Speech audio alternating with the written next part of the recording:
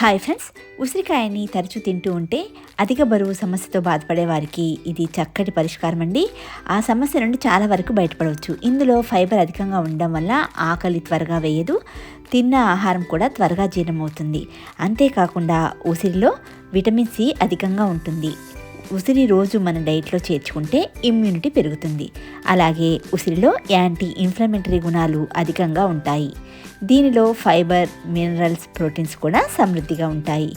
మన శరీరంలోని రోగనిరోధక శక్తి వ్యవస్థని మెరుగుపరచడంలో ఉసిరి బాగా పనిచేస్తుంది. ఇన్ని రకాల ఔషధ గుణాలు కలిగి ఉన్న ఉసిరిని తరచూ తినడానికి ట్రై చేయండి. ఉసిరిని ఏ విధంగానైనా తీసుకోవచ్చు. కొంతమంది ఉసిరికాయను పచ్చిగా తింటారు, మరికొంతమంది ఎండబెట్టి పొడి చేసుకుని తింటారు. ఎలా తిన్నా కానీ ఉసిరిలోని ప్రోటీన్స్ అనేవి శరీరానికి అందుతాయి.